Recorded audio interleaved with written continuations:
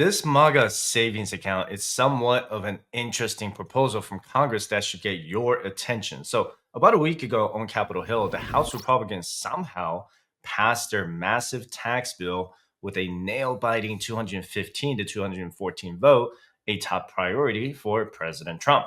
And this one big, beautiful bill has officially passed the House despite staunch Democratic opposition and is now heading to the Senate for some intense negotiations. And tied right into this flurry of developments, Congress is pushing for something that is interesting. And let me present the Trump account, or formerly known as the MAGA account, a provision in the bill which, depending on how you feel about political branding, is either brilliant, cringeworthy, or both. Either way, this thing is real and it's in the pending legislation and it could change how Americans save for their future. So let me break it down to you. First, I'll tell you what this Trump account is and what it aims to do, and what pages of the big, beautiful bill you can snoop through if you want to read this fine print yourself.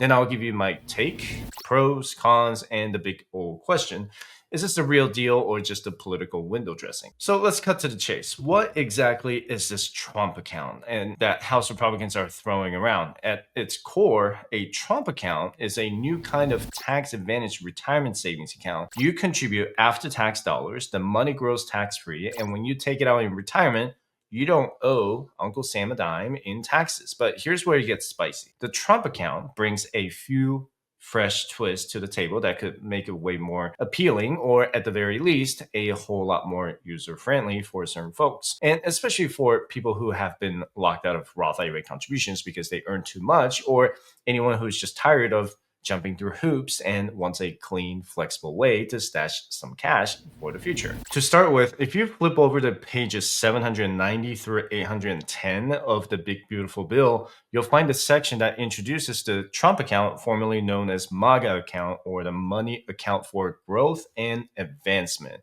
And this account is basically a Roth IRA in a new outfit, but with a few surprises tucked in its pockets. To get a broader perspective, let me uncover the potential upsides for savers.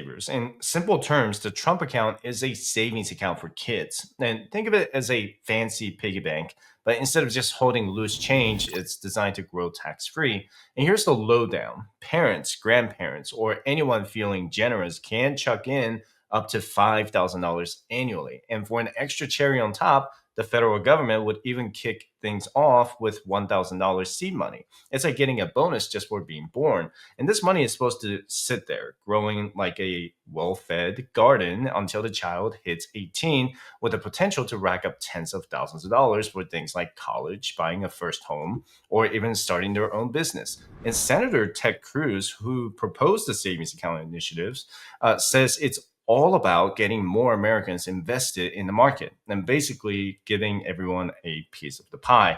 Now, if this sounds familiar, your financial memory is serving you well.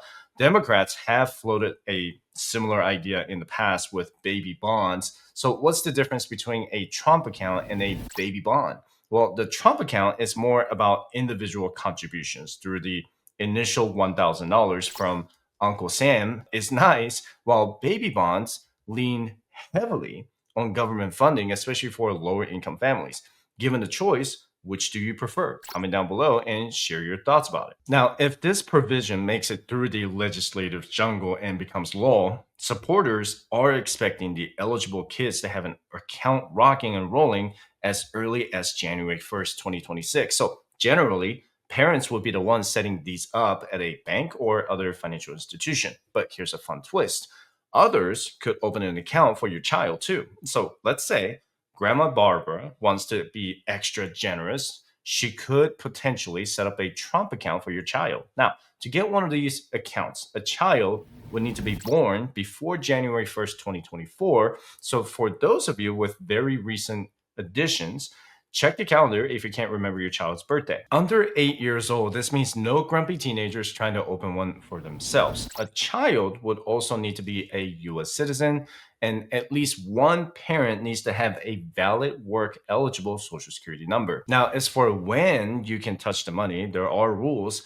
You cannot just dip into it anytime like a cookie jar. No withdrawals allowed until you're at least 18. And from there, you can access up to 50% of your balance for big life goals like paying for school or buying your first home. But the full buffet doesn't open until you hit 25. And even then, you're still limited to those specific uses. You want total freedom, that kicks in at 30. After that, it's your call. Spend it, save it, invest it in your dream food truck business. No restrictions. So, what does all that mean in plain English? Well, it means that, yes, both putting money in and taking it out could be taxable events. It's a bit like buying a tax free snack that still makes you pay for the wrapper. A little confusing, right? But here's where it gets even more interesting. These accounts are supposed to be invested in diversified funds that track an established index of US equities. So basically, your money is getting into the stock market game, but only in the US stocks. Now, the original bill did not mention the interest or growth within the account, but if it truly is exempt from taxation, then perhaps that growth itself would be tax free. But it's still a bit of a tax mystery. So we'll need more details with the Senate before we know the final tax rules. And additionally, there is a pilot program available for children born between January 2024 and December 2028 who may be eligible for the initial $1,000. And in some cases, the Treasury may even open an account on their behalf if their parents don't. While it sounds great on paper, the eligibility rules are a tiny bit stricter for the pilot. And it's like getting a golden ticket, so they have to make sure you're truly qualified. So, for starters, both parents would need to have a valid work eligible social security number. And for the tiniest tots, only parents or legal guardians get the honors of opening the account. No distant relatives are allowed to get in on the action just yet. As you can see, there's a lot to like here, or maybe you don't like it, but here's the rub. According to the Tax Foundation, these accounts are not very attractive compared to what's already out there. So, for example, 529 accounts, which many parents use for college savings, offer way more generous tax advantages, allowing for entirely tax-free withdrawals when used for education. The Trump accounts, on the other hand, only tax as long-term capital gains if used for specific purposes like higher education, a down payment on the first home, or starting a small business. Anything else, it's taxed as ordinary income, which could potentially be a higher tax rate. Plus, there are some pretty complicated rules like limits on how much kids can take out before age 25 and an automatic disbursement at 31. So while the initial $1,000 is a nice gesture, financial pros are saying that for most families, putting more money into these accounts beyond that initial government contribution might not make a lot of sense because of the restrictive rules and less favorable tax treatment compared to existing options. As Alan Cole, a senior economist at the Tax Foundation, put it, it's like, thank you, government, for the free money, but I care about the usefulness. And realistically, this is the sixth or seventh best tax-free savings account option. Now, let's take an honest look at the full package. This one big, beautiful bill has its its bright spots for sure, but it's also carrying some baggage. And welcome to the good, the bad, and the ugly. First, let's talk about the good news. The biggest selling point, as we've discussed, is the flexibility. And honestly, this is the kind of innovation that makes me genuinely excited about financial possibilities for everyday people. And imagine having a substantial nest egg that you can tap into for any purpose without worrying about taxes or penalties. And this is a game changer for financial planning. And it means you don't have to choose between saving for retirement and saving for a down payment on a house for your kids. And you can do both within the same account, right? Now, let's flip the coin and talk about the not so great side of this tax bill, because not everyone's cheering. And critics are calling this part the bad. And their main gripe, instead of locking in powerful long-term tax cuts that could grow the economy, Congress got sidetracked by what they're calling political gimmicks.